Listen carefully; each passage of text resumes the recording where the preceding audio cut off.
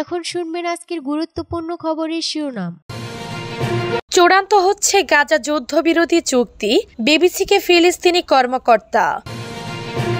Loss অ্যাঞ্জেলেসে দাবানল এখনো জ্বলছে ঘরবাড়ি, পরিস্থিতি নিয়ন্ত্রণে নামানো হতে পারে সেনাবাহিনী। উত্তর গাজায় 3 দিনে ইসরায়েলের 10 সেনা নিহত। নতুন করে ইরানের সামরিক বহরে যুক্ত হলো 1000 ড্রোন। পাকিস্তানের সামরিক অভিযানে 27 সন্ত্রাসী নিহত। পরমাণু বোমার চেয়ে বেশি ক্ষতি করেছে দাবানল, জানিয়েছেন ট্রাম্প। চূড়ান্ত হচ্ছে গাজা যুদ্ধবিরোধী চুক্তি, বিবিসিকে ফিলিস্তিনি কর্মকর্তা। গাজায় যুদ্ধবিরোধী এবং জিম্মিদের মুক্তি দিতে ইসরায়েল ও ফিলিস্তিনের স্বাধীনতাকামী সংগঠন হামাসের মধ্যে একটি চুক্তির শর্তাবলী চূড়ান্ত করা হচ্ছে। এই সংক্রান্ত আলোচনা সম্পর্কে অবগত এক ফিলিস্তিনি কর্মকর্তা বিবিসিকে এই কথা বলেন। চুক্তির শর্ত চূড়ান্ত হওয়ার বিষয়টি এমন সময় সামনে এলো যখন হোয়াইট হাউসের জাতীয় নিরাপত্তা উপদেষ্টা জ্যাক সুলিভান বলেছেন চলতি সপ্তাহে একটি যুদ্ধবিরতি ও জিম্মিদের মুক্তি সংক্রান্ত চুক্তি হতে পারে। ইসরায়েলি এক কর্মকর্তা বার্তা সংস্থা রয়টার্সকে বলেন, আলোচনা অনেক দূর এগিয়েছে, কয়েক ঘন্টা, দিন বা এর বেশি সময়ের মধ্যে চুক্তি হওয়া সম্ভব। মার্কিন প্রেসিডেন্ট জো বাইডেন গত রোববার ইসরায়েলের প্রধানমন্ত্রী বেনিয়ামিন নেতানিয়াহুর সঙ্গে কথা বলেছেন। এছাড়া গতকাল সোমবার তিনি কাতারের আমির তামিম বিন হামাদ আল থানির সঙ্গেও আলাপ করেছেন, যিনি গাজায় যুদ্ধবিরতির মধ্যে মধ্যস্থতাকারী হিসেবে কাজ করেছেন। জ্যাক সুলিভান বলেন, মিশরের প্রেসিডেন্ট আব্দুল ফাতাহ আল সিসির সঙ্গেও আলাপ করার কথা রয়েছে জো বাইডেনের। এদিকে ইসরায়েলের ক্ষমতাসীন জোটের ভিতর থেকে সম্ভব যুদ্ধবিরতি চুক্তির তীব্র বিরোধিতা করা হচ্ছে। নেতানিয়াহুর দল কিদুল লিকুদ পার্টির কয়েকজন সহ জোটের 10 জন ডানপন্থী সদস্য যুদ্ধবিরতির বিরোধিতা করে তার কাছে একটি চিঠি পাঠিয়েছেন। এখনো জ্বলছে ঘরবাড়ি, পরিস্থিতি নিয়ন্ত্রণে নামানো হতে পারে সেনাবাহিনী। যুক্তরাষ্ট্রের লস অ্যাঞ্জেলেসে ব্যস্ত সময় পার করেছেন ফায়ার সার্ভিসের সদস্যরা। একে তো টানা 7 দিন ধরে দাবানলে চলছে ক্যালিফোর্নিয়া অঙ্গরাজ্যের এই শহর। তারপর দিন কয়েকের বিরতির পর আবার বাড়তে শুরু করেছে বাতাসের গতি।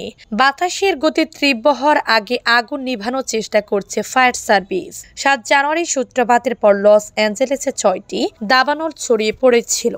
এখনো 3টি দাবানল সক্রিয় রয়েছে। এর মধ্যে শহরের পশ্চিম অংশে প্যালিসেডস ও পূর্বে অ্যাটন দাবানলের ভয়াবহতা সবচেয়ে বেশি। এই 2 দাবানল সামান্যই নিয়ন্ত্রণে আনা গেছে। ধারণা করা হচ্ছে ক্ষয়ক্ষতির নিরিখে লস অ্যাঞ্জেলেসের দাবানল মার্কিন ইতিহাসে সবচেয়ে বড় প্রাকৃতিক দুর্যোগ হতে চলেছে। ক্ষয়ক্ষতির পরিমাণটা আসলে হতবাক করে দেওয়ার মতো। দাবানলে লস অ্যাঞ্জেলেসের এলাকার পর এলাকা পুড়ে ছাই হয়ে গেছে। ধনকুবের কি সাধারণ মানুষ, সবার বাড়ি মিশে গেছে মাটির সঙ্গে। আগুনে পুড়েছে অন্তত 12,300 বাড়ি।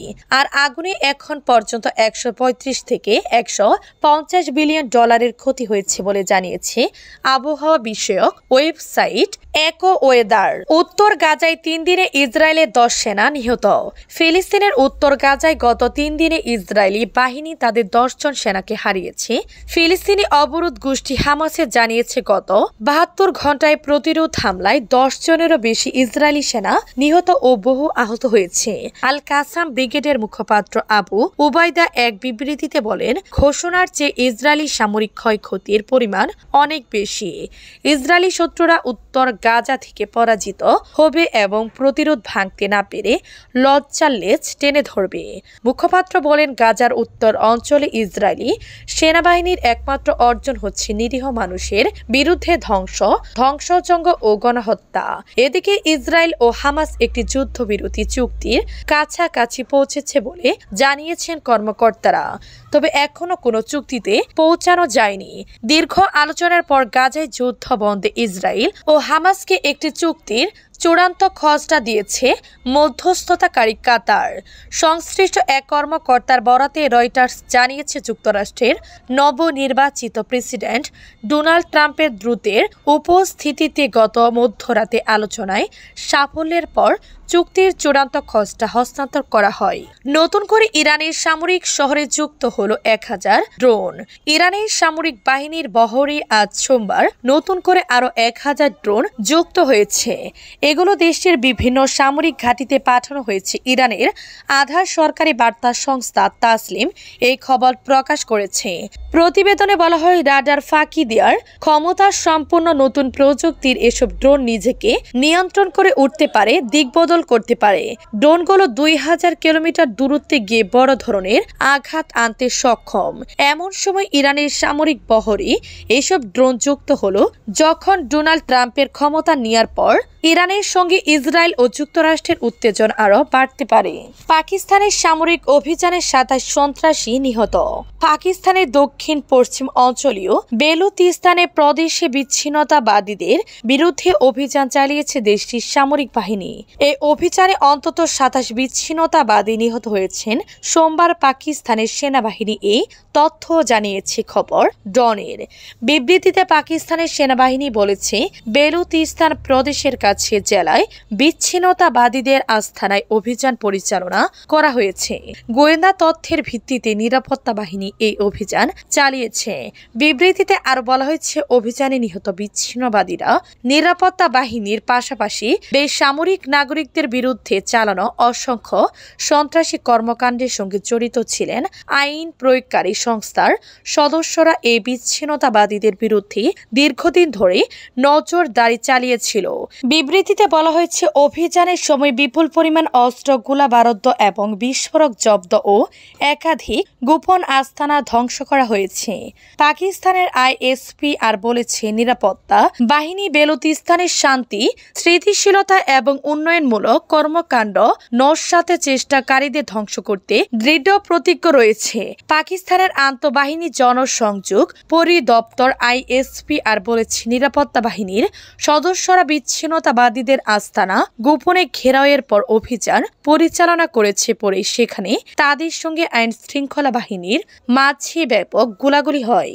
এতে ঘটনাস্থলে অন্তত 27 বিচ্ছিন্নতাবাদী নিহত হয়েছেন। স্বাধীন বেলুচিস্তানের দাবিতে বছরের পর বছর ধরে পাকিস্তানের খনিজ সমৃদ্ধ দক্ষিণ পশ্চিম অঞ্চলীয় বেলুচিস্তান প্রদেশে বিদ্রোহ চালিয়ে আসছে বিচ্ছিন্নতাবাদীরা। পরমাণু বোমার চেয়ে বেশি ক্ষতি করেছে দাবানল, জানিয়েছেন ট্রাম্প। নবনির্বাচিত মার্কিন প্রেসিডেন্ট ডোনাল্ড ট্রাম্প বলেছেন, লস অ্যাঞ্জেলেসের ভয়াবহ দাবানল পারমাণবিক আঘাতের চেয়েও বেশি ধ্বংসযজ্ঞ ঘটিয়েছে।